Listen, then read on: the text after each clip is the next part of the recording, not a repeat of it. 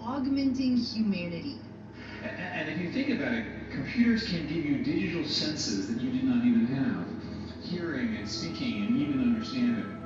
So all of a sudden, computers are not the same as people, but they can really go back to that notion of making our lives, think of them as augmented humanity, making us better. Think of them as augmented humanity. Period. Not to realize artificial intelligence as a way of realizing it. No, it was to augment us. Now, think about Google. It is the #1 website that's visited by people, period, on a daily basis. Kurzweil goes on to say the singularity will represent the culmination of the merger of our biological thinking and existence with our technology, resulting in a world that is still human, but that transcends our biological roots. And then this article goes on to say the term singularity originated in a 1993 essay called Becoming Technological Singularity by a science fiction author and a professor named Werner Bench. And that may be the time that everyone knows, or that may be the key time that really spelled it out. We're about to merge forever with this technology.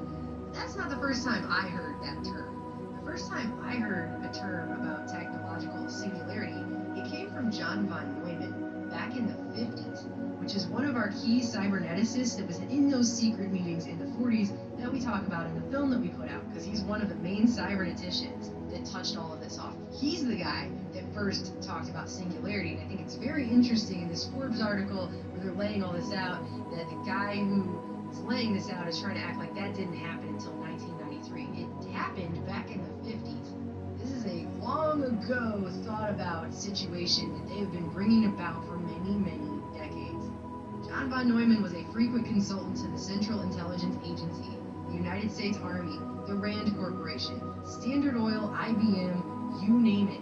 So this is not just any person. He also is a key central figure in coming up with game theory, which, by the way, is what's running most of society today, game theory.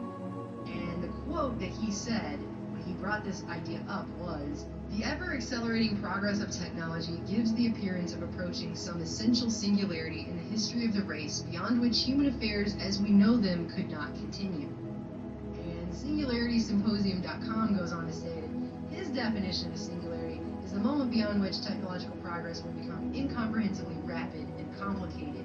But that is not, after researching the man, reading his writings, and doing a whole film where we talk about him and his group, that is not what I believe he was talking about at all. And if you just look at the quote itself and think about it for a second, the appearance of approaching an essential singularity in the history of the human race, the race